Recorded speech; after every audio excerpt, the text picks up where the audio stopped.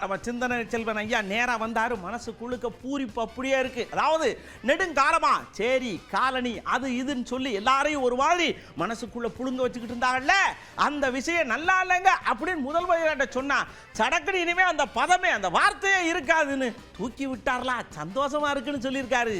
ஊனமுற்றவர் என்று கடந்த காலத்தில் பயன்படுத்தப்பட்ட சொல் ஒரு இடிச்சொல் என்கிற அடிப்படையிலே ஒரு சமூகம் தன்னுடைய கருத்தை மாற்றிக்கொண்ட பிறகு அது மாற்றுத்திறனாளி என்கிற சொல்லாக மாறியிருக்கிறது.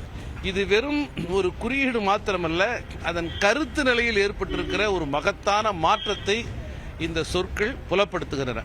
அந்த அடிப்படையில் காலனி என்கிற சொல் வந்தேரி அல்லது குடியேறி என்கிற பொருளில்தான் அது புரிந்து கொள்ளப்படுகிறது.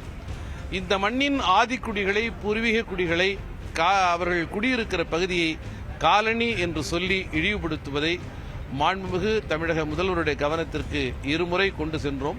நேற்று உரையாற்றுகிற போது 1.5 மாத கால சட்டப்பேரவை கூட்டத்தொடர் முடிந்து நீங்கள் எல்லோரும் ஊருக்கு போகிறீர்கள், நான் காலனிக்கு போவதா என்கிற கேள்வியை எழுப்பினேன். 12 மணி நேரத்திற்குள்ளாக, 24 மணி நேரம் அல்ல 12 மணி நேரத்திற்குள்ளாக அந்த கேள்விக்கான ஒரு அருமையான பதிலை தந்து காலனி என்கிற சொல் அனைத்து அரசு ஆவணங்களிலிருந்தும் நீக்கப்படும். அது முறையாக அந்த மக்களுடைய குடியிருப்பை பயன்படுத்துவதற்கு கண்ணியமான வழிமுறைகள் பின்பற்றப்படும் என்று அறிவித்திருக்கிற மாண்புமிகு தமிழக முதல்வருக்கு மனம் நிறைந்த நெஞ்சம் நிறைந்த நன்றியை விடுதலை சிறுத்தைகள் கட்சியின் சார்பிலே பதிவு செய்கிறேன்.